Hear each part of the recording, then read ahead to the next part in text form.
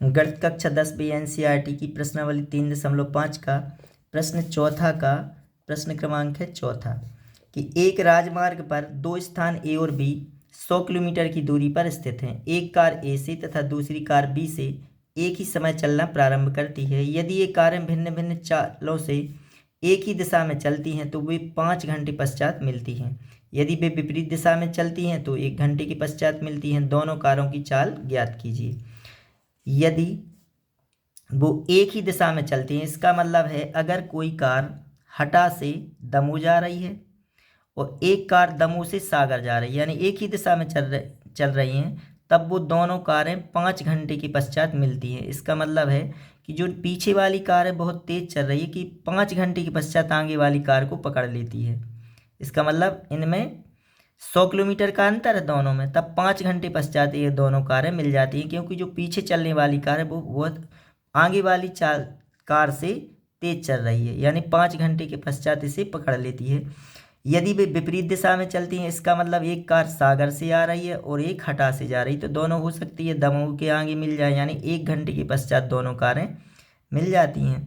आधी दूरी इसने तय की, इसने यह ए से चली तो उसने एक ने 60 किलोमीटर दूरी तय की, एक ने 40 तय की, तो दोनों ने 100 किलोमीटर की दूरी एक ही घंटे में तय कर ली। इसका मतलब जब विपरीत में चलेंगी तो चाल जुड़ जाएगी और जब एक ही दिशा में चलेंगी तो चाल घट जाएगी, यानी एक कार की चाल में से दूसरी कार की चाल घट जाएगी। तब 5 घंटे पश्चात मिलती हैं। और जब दोनों विपरीत दिशा में चलती है, यानी एक इस साइड से और एक इस साइड से, तो दोनों की चाल क्या होगी, जुड़ जाएगी, यानी दोनों मिलकर 100 किलोमीटर की दूरी तय कर लेंगी।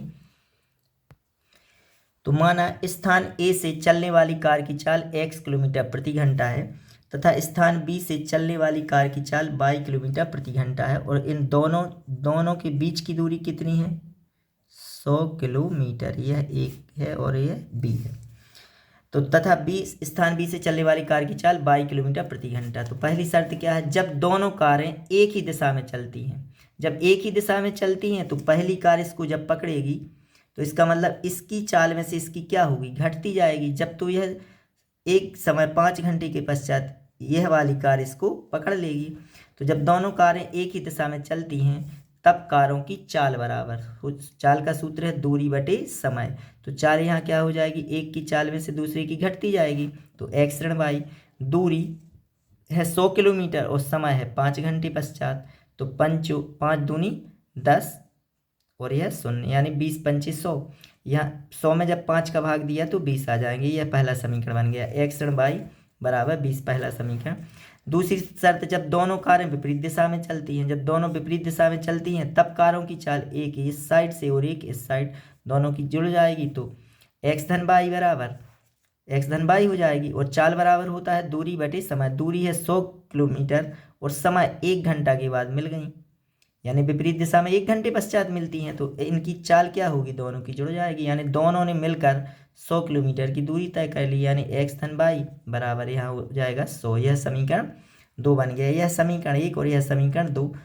जो यदि नाव वाला सवाल आ गया विपरीत धारा वाला, तो इसका विपरीत हो जाएगा। जब दोनों एक ही दिशा में, यानी नदी की दिशा में अगर तैरेंगे तो चाल क्या हो जाएगी, उसी साइड नदी बह रही है, उसी साइड उसी तरफ अगर हमको नाव डालें तब यहाँ इसका विपरीत, यानी दोनों समीकरण विपरीत में बनेंगे। जब विपरीत दिशा में क्या होगा, विपरीत दिशा में घटेगी और जब एक ही दिशा में जुड़ेगी। लेकिन यहाँ क्या हो रहा है, जब कारें एक ही दिशा में चलती हैं तो यहाँ घट रहा है, और जब विपरीत में चलती हैं तो जुड़ रहा है, क्योंकि एक कार इस साइड से आ रही है, किस साइड से, दोनों मिल गई 1 घंटे के बाद, यानी दोनों की चाल जुड़कर दोनों ने 100 किलोमीटर की दूरी तय कर ली 1 घंटे में। तो यह बन गया समीकरण x धन y बराबर 100, यह दूसरा समीकरण। तो दोनों समीकरणों को मिला दें, तो समीकरण 1 व 2 को मिलाने पर x ऋण y बराबर 20, x धन y बराबर 100। जोड़ने पर, क्योंकि ऋण का और धन का है, यहाँ घटा भी सकते हैं, ये इसकी गुणांक भी समान में रहे, तो लेकिन जोड़ने पर तो x y और y कट जाएगा, यहाँ 2x 20 और 100 हो जाएंगे 120, तो x बराबर 120 बटे 2, यहाँ आ जाएगी 2 6 12 यानी 60। x का मान समीकरण 1 में रखने पर तो 60 ऋण y बराबर 20, 20 का इस साइड पक्षांतर y का इस साइड, तो 60 ऋण 20 यानी 40 बराबर y, या y बराबर 40।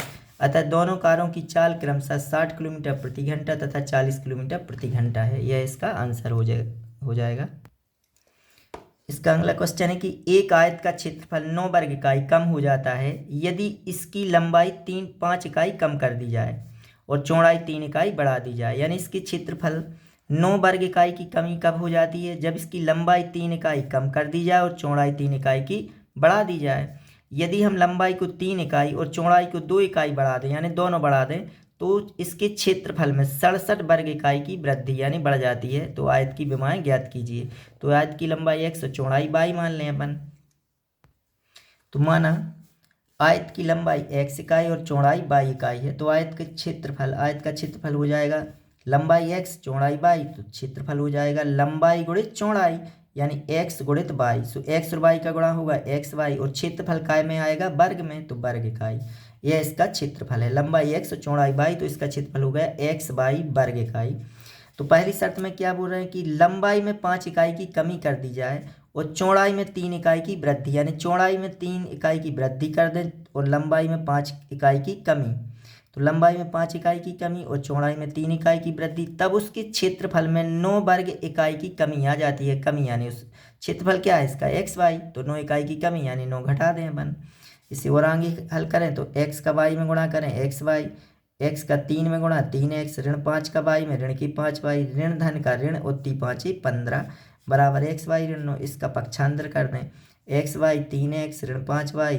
यह x y का इस साइड किया हमने तो ऋण की हो गए, ऋण 15 का इस साइड कर दिया तो धन की 15 और ऋण की 9 ज्यों की त्यों। x y और x y कट जाएंगे तो 3x ऋण 5y बराबर 15 में से 9 गए 6। यह समीकरण 1 बन गया। दूसरी शर्त में कि लंबाई में भी 3 इकाई की वृद्धि कर दें और चौड़ाई में भी 2 की वृद्धि, तो इसके क्षेत्रफल यानी एक्स वाई में 67 वर्ग इकाई की वृद्धि हो जाती है।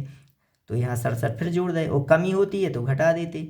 इसका इसमें गुणा कर दें तो एक्स वाई धन 2x 3y धन 3 दूनी 6, यहाँ एक्स वाई धन 67 है। तो ये इसका गुणा कर दिया बराबर एक्स वाई धन 67। पक्षांतर कर दें x Y 2x 3y, x Y का इस साइड 6 का इस साइड, तो एक्स वाई कट जाएंगे 2x धन 3y, यहाँ 67 में से 6 घट जाएंगे 61। यह समीकरण 2 बन गया।